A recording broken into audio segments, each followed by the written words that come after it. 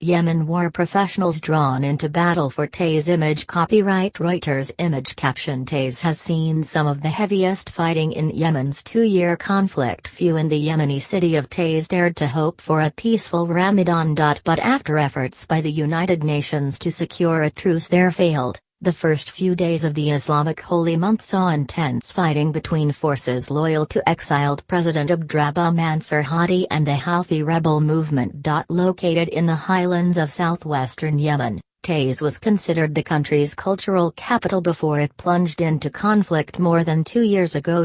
With a relatively well-educated population of 300,000, Taiz was the cradle of the Arab Spring protests in 2011 that eventually forced longtime President Ali Abdullah Saleh to hand over power to Mr. Hadi, who was then his deputy. Today, the city's many professionals have been drawn into a struggle for survival, as Houthi fighters and allied security units loyal to Mr. Saleh besiege their homes. Mufid al-Shamiri still recalls the first time he fired a Kalashnikov over the front line.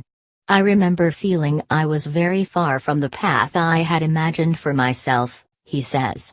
The 26-year-old began his academic career as a postgraduate teaching assistant at the University of Taiz's Applied Sciences faculty and had plans to study for a PhD.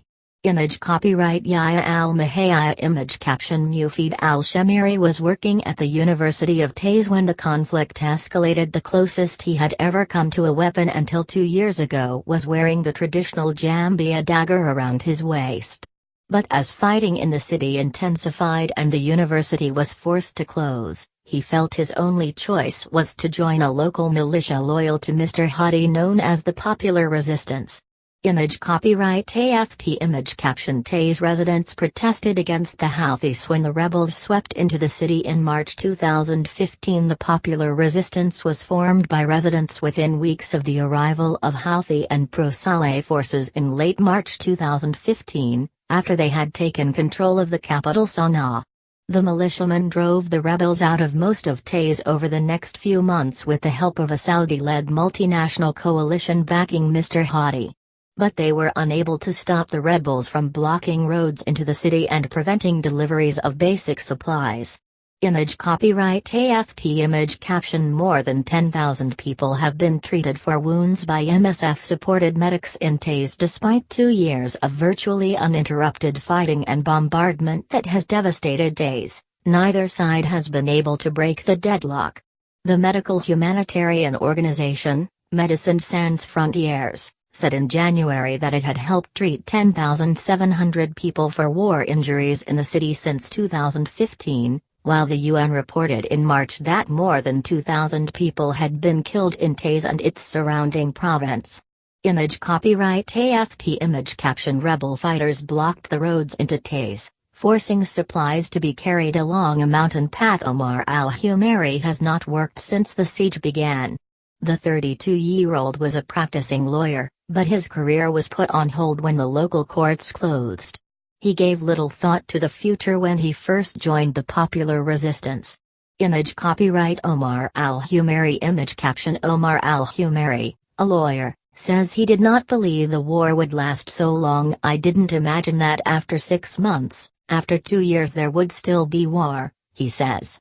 Omar has also put off plans to settle down for as long as the conflict lasts. "I don't want to get married when I'm fighting this battle and there's no guarantee that I'll live." From the other side of the front line, senior Houthi fighter Ahmed Amin al-Mazawa says the decision of Taiz's residents to take up arms is the best thing we have achieved in the war.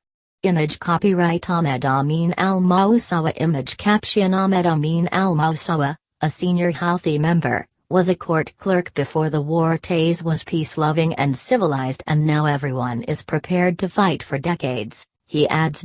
Whether or not we have security in Taiz, whether or not we have an army, the people of Taiz will be able to protect their homes and what is happening now will not happen. The former court clerk says extremist groups that the Houthis say they are fighting in Taiz are now coming under pressure from members of the Popular Resistance. They have started to say to Al-Qaeda, "Get out of Taiz, we will defend our city."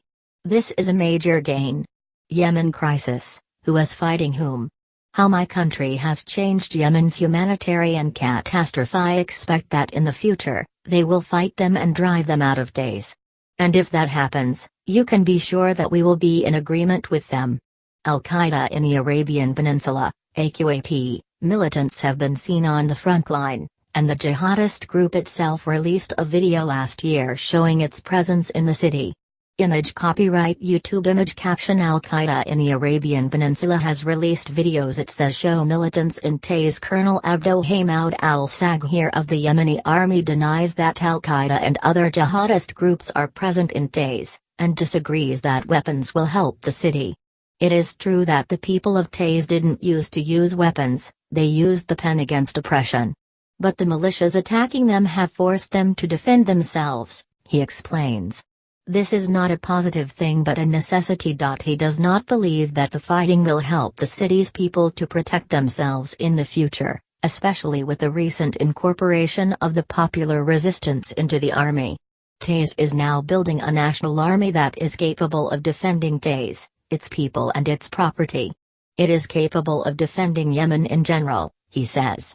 Image copyright Reuters image caption There was fierce fighting near the Republican Palace in Taiz at the end of May since the University of Taiz reopened late last year. Mufid's waking hours have been spent between the barricades and lecture theaters, like many of the students who fight alongside him.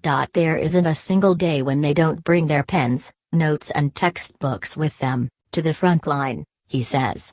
On some days, he adds, they take turns to study in 4-hour shifts while others keep lookout. Image copyright Yahya al-Mahaya image caption Popular resistance fighters take time away from the front line to study. Mufid is not ready to give up the battle for now, but does not see his future as a soldier. Once the siege on Taiz is lifted, that's it, I'll return to the university full-time. Mufid celebrated his engagement in January, having postponed his plans to marry and start a family when the conflict erupted. He says returning to work at the university has helped him gain a semblance of his former life. I took this step thinking that, God willing, the best is yet to come and that I can go back to the plans that I had before.